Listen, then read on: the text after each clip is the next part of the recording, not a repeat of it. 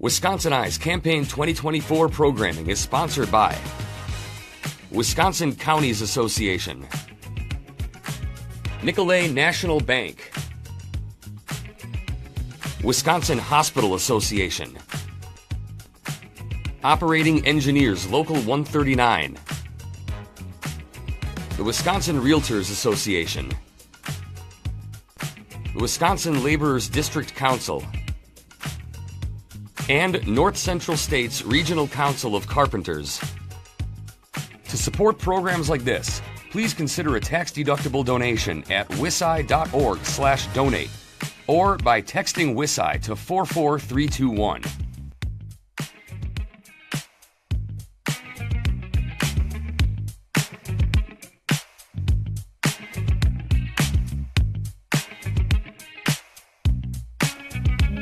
Lach of Waukesha is the Democratic candidate for the 28th Senate District. Megan Lach, welcome to WisconsinEye. Thank you. Great to be here. Just to remind our viewers, the election is November 5th, and I want to thank you for participating in this interview, and we'll start by saying, what is your campaign's key message? Why are you running for this office? I would say key message is focusing on the future. Part of the reason that I've even become more aware of just what's happening politically is because I'm a single mom, and everything that's happening, whether that be on a national basis or here on a local basis, is affecting my life very acutely, and then of course my daughter's life. And because of that, it's just focusing on future and making sure that she and Wisconsinites have their freedoms at their disposal to choose how they want to live. So if you're elected, what's an example of a bill that would be priority for you to introduce? Priority for me would be making sure that we codify abortion rights under women's health care. Because right now, from a national perspective, that's a huge problem. But also from a local, they keep saying it's states' rights, and okay, great. Then let's make it a state right, and then let's codify that into law here in Wisconsin. What should Wisconsin's abortion policy be? It should be that it's up to women to choose between them and their doctors. It shouldn't be something that's decided by our government. If you're elected, you'd be entering the legislature during a biennial budget year. Wisconsin is projected to have more than a $3 billion surplus. What should those surplus funds be used for? Well, we can either keep that as something as sort of a reserve and looking towards future infrastructure. The other opportunity is to actually see where we might have holes in the budget. Because anytime I've worked on a budget committee, you shouldn't have surplus. There should be allocated funds for each committee and each portion of the state's needs. Another big part of that is also understanding what's going on with our state revenue sharing and increasing that. And as of August 1st this year, Governor Evers has actually widened that percentage so that more of that is being shared with our municipalities. So would there be a priority for certain types of parts of government that you would use the surplus funding for? Would it be in the revenue sharing again? One of the things that I like about the revenue sharing is that it's really up to the municipalities to use at their discretion. So that could be used to increase funding for police, for teachers, for fire. It's really an aid for municipalities to make up their budget holes as well. You don't mention tax cuts or tax reform as part of a priority for that surplus funding. Is that part of your campaign? Reviewing the taxes, absolutely. Lowering middle class taxes especially. We need to be taxing our businesses accordingly. And when I say that, I mean larger corporations, because a lot of friends and family are small business owners. And I see that as a problem in the state especially, is they're footing the bill to where a lot of corporations are actually getting state and federal welfare essentially because of our tax dollars. And so that needs to be reviewed and amended so that the people, it's mostly middle-class Americans that are running those small businesses, and we need to support them so that we can actually run their businesses with the profits that they need, because then that also comes more jobs, and everything is very cyclical when it comes to those things. K-12 education is a priority for many Wisconsinites. What is your campaign's top priority for K-12 education? Top priority for K-12 education is supporting teachers, because right now what's going on, especially with WisRed agendas, there's a lot of fear being placed into the idea of children being indoctrinated and things of that nature. Our teachers need to be supported so that they know that they can safely speak about things in a age-appropriate manner. Is there a specific public policy that you would change or implement? One of the biggest things that also comes back to funding and tax dollars is actually removing vouchers, or amending vouchers. And to be more specific on what I mean by that is just, I agree for school choice, people should have the opportunity to send their children where they'd like to go, but also we need to look at the system that's causing school choice. And a lot of that comes down to how we're allocating those tax dollars accordingly, where people are able to make that money. So very specific example, typically where you have a higher socioeconomic area, those who typically make more, they have a little bit more towards those education funds. But also being a part of the financial advisory committee for Kettle Moraine, I also know that there's a lot more that goes into that than just what our income tax and our property taxes are paying for. Because, for example, 90 square miles of that school district, 80% of those individuals that live within those 90 square miles don't actually have children in the schools. So a lot of times, a lot of people have questions on how that money is being spent and where it's being spent. And my answer to that is, in many ways, it's being spent on education, but it's also being spent on other things that are happening in those areas. So to bring it back to your question on K through 12 specifically, as far as the voucher system is concerned, we need to be very careful with how we're spending tax dollars, because a lot of people take those vouchers and they put them into a private system. And while private systems are all well and good, that's not what our tax dollars are intended for. And if people want to bring those into the fold, I say absolutely, then those private schools need to be paying their taxes as well. Higher education. Mm-hmm. What does the future of Wisconsin's higher education system, 4-year, 2-year colleges as well as technical colleges look like to you, and what changes should the legislature focus on in that system? From a legislative standpoint, we need to support our schools and we need to support our systems and look into where we might have opportunities to spend more, because any education, in my humble opinion, is how we ensure that we have a brighter future. A lot of times people are becoming more and more restrictive on how we're educating our students, and I don't think it needs to go that way. I think we need to have a more open mind and a more open vision on how we're going to allow our future students and our future taxpayers, really, to be educated in a way that we can actually become better and brighter in the future. You support increased funding for higher education? I do, yes.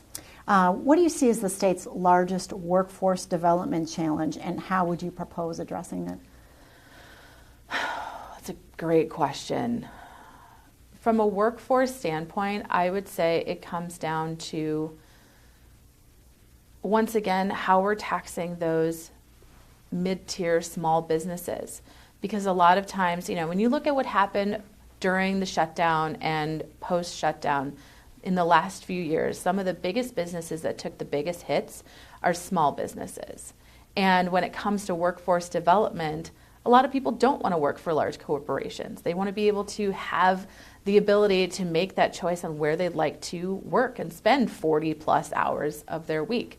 So from a workforce development standpoint, we need to focus on having more than just large corporations as an option. We need to have a wider market so that people have an option to do what they choose with their life, because we spend a lot of time working. Investments in public and energy infrastructure grow our state's economy. These investments also provide an opportunity to invest in our state's workforce, but currently there aren't any requirements for hiring local workers. Would you support a state resident hiring requirement for state, local, and utility scale infrastructure investments? I think that'd be a really great opportunity to partner with unions, because ever since PAC-10, the relationship with unions in the state have been really tense, and that leads into the teachers union as well. But I think the best thing to do would be to lean on them, because unions as a whole protect our workforce. And saying specifically that they would have to live here, I think that would be very tough with how transient our workforce has become because of remote work and things post-COVID. So I'd be interested to see what a solution would be, but I wouldn't say hard and fast, only restricting it to Wisconsin residents. Another workforce question. Employee classification is an issue in the construction industry. Some employers misclassify workers as independent contractors or pay them in cash off the books. This lowers costs by avoiding payroll taxes and unemployment insurance and puts compliant companies at a disadvantage when bidding on projects. Plus, those misclassified workers may be denied minimum wage protections or overtime pay. Are you aware of this issue, and what do you think should be done about it? I think it's something that's more than just construction, but to focus on construction alone, I think it's important to have people classified correctly because a lot of times those classifications don't benefit the workers. They may come across as somebody who's paying cash, but like you even just mentioned, it's because of unemployment benefits and payroll taxes that come into play, not because it's benefiting the workforce. So I think misclassification doesn't do anything for the individual laborer. Housing. Affordable rental housing is an issue in Wisconsin. Some have proposed government-imposed rent control to maintain affordability, while others argue keeping rent artificially low will decrease rental supply, resulting in increased prices. What is your sense of housing as an issue, and what best addresses rental housing affordability? Rent control, building more rentals, or other? Overall, I think it has to come down to what is affordable, and it comes back to just how I view things as a whole is very cyclical. We empower people to get an education, then that empowers them to have more opportunity to be higher earners. And then if they wanted to have higher rent caps, we might have an opportunity to do that. But if it comes down to actually looking at where we are right now from a rent standpoint, I understand why those rents would be high from a landowner's point of view. But also from a renter's point of view, there are people that are paying double my mortgage. And I live in a fairly small home by consideration, especially because I live in Waukesha. I live in an 1,100-foot condo. It's great. I love it. It's perfect for me and my daughter. But if I were to rent it out, it would be much more than what I'm paying for on my mortgage. So when it comes to actually having a rent cap, I think having those things would be a very good way to help people, because I'm also for the idea that people want to pay for things. People want to work. People take pride in that. I take pride. When I am able to pay my bills every month, I take a lot of pride in that. So when we look at how people are viewing the housing industry, it's just another way for people to see a failure. Especially as a millennial, people say, oh, stop eating avocado toast and going to Starbucks with your $5 coffees and you'll be able to afford a mortgage. You can't afford a mortgage or rent right now when you can't even put $2 together to get that avocado toast, let alone even being able trying to save up the percentage that you would want. 4% on a condo loan is $15,000 depending on the market, but then you're looking at mortgage rates and what that looks like for a 30-year mortgage, and even purchasing a home right now outside of renting is just so astronomical. I was looking at homes, and near me there are brand new homes that are under 2,000 square feet that are going for $650,000. That's anywhere from $2,500 to $3,000 a month for a mortgage.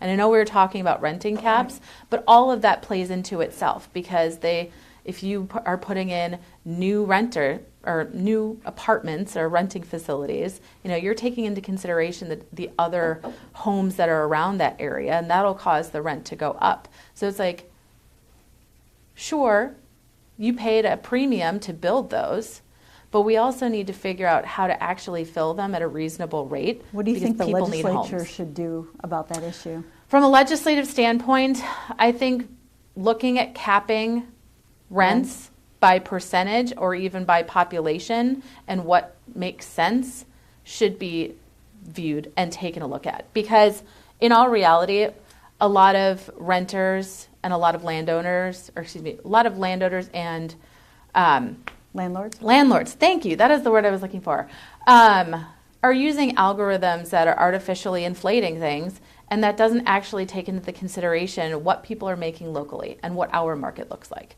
which is why across the nation, renting is just completely out of hand. Moving on to healthcare. Yes. Medical systems are facing numerous headwinds in the form of inflation, workforce development, and issues around Medicare and Medicaid reimbursement, resulting in fewer services and even the closure of a hospital system in western Wisconsin. What would you do to preserve access to care and prevent future closures? I think we need to look into how we reduce the privatization of our healthcare system, because it's doing the same thing that our incarceration system has done. It's making it a for-profit system, and that completely goes against what healthcare is for. So ways we can do that are looking at how we can take that tax surplus and put it towards actually using it to help people, because healthcare is a human right. Mental health care, also a growing concern for Wisconsinites and concern for state and county budgets. In your district, what are you hearing on this issue, and how would you address mental health care? I would say it's extremely important, especially with generations becoming more aware of it and leaning further into it, understanding how it can benefit both men and women. More funding for mental health in the budget? I would say more funding for mental health, but also trying to understand where we are from a workforce development standpoint, because a lot of that bottlenecking comes down to for-profit hospitals and whether or not we actually have enough mental health workers to assist, whether that be psychotherapy or medical therapy through psychiatrics. But I think what it comes down to from that standpoint in supporting people is making sure that it's also covered within insurance and looking at what is also covered by the American Care Act. Because a lot of times people don't think about, they think of it from a short-term standpoint. You have X amount of time or hours to use towards mental health. And it's like, well, what happens after that? And being realistic with those options. We already talked about your position on abortion policy. Yes. I'll move on to transportation. What are the pressing transportation needs in your district, and how important is it that these needs are addressed, and for the state to keep on schedule with the reconstruction of aging interstates and significant corridors of commerce? Regular maintenance. Right now, if you're to drive through Waukesha, it's frustrating to see all the orange cones during construction season, but that also means that our city and county are doing their job and actually using our tax dollars to benefit us. I think they also need to look at real infrastructure for better public transportation, because the bigger we grow, the more we're going to need it. And one of the things that many people have talked about and many people dislike is the idea of a high-speed rail from Milwaukee to Madison and then further out into the country. But I think that's something that we need to really consider, because another thing that's becoming less and less affordable are cars. The environment, PFAS and water contaminants are a concern for a growing number of Wisconsinites. Do you see this as an important issue, and how would you propose addressing it? Absolutely. We need to do better testing. I know in Pewaukee specifically, they were having trouble with some of their main wells, and their answer after shutting it down initially was to turn it back on and then to push that back onto the homeowners and purchasing reverse osmosis systems. And to me, that's not an answer unless we're looking to actually subsidize that, because it's not homeowners' jobs to know what the water is like. That's our job from an environmental standpoint, yes, the state's job. Because, we need to have safe and clean drinking water for everyone, and PFAS is a big problem. We're down to our last two questions. What's your main difference between you and your opponent? Well, my main opponent, he is a toe-the-line Republican, and that's great for some people.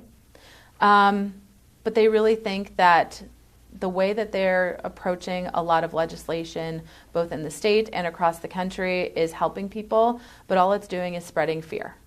We need to be more open-minded and looking towards actually preserving and fighting for our freedoms instead of trying to take them away. And that includes making sure that we have access to abortion should we need it or want it, whomever that be. And that'll be the mother's decision along with her doctor in that time. That also comes down to what books we can and can't read. You know, big thing right now is parental rights. And I absolutely believe in parents' rights. It's a big deal.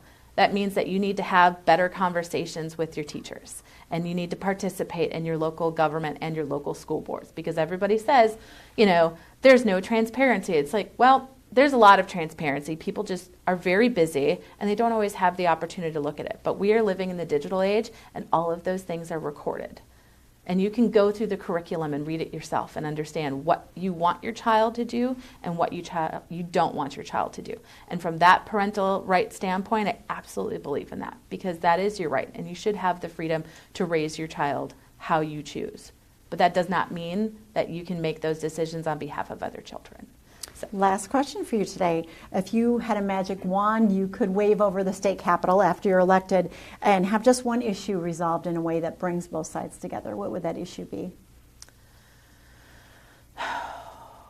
This is going to be a very unpopular answer, but it's the separation of church and state. And a lot of that comes down to standing up for our Constitution and ensuring that we have the freedoms to choose, and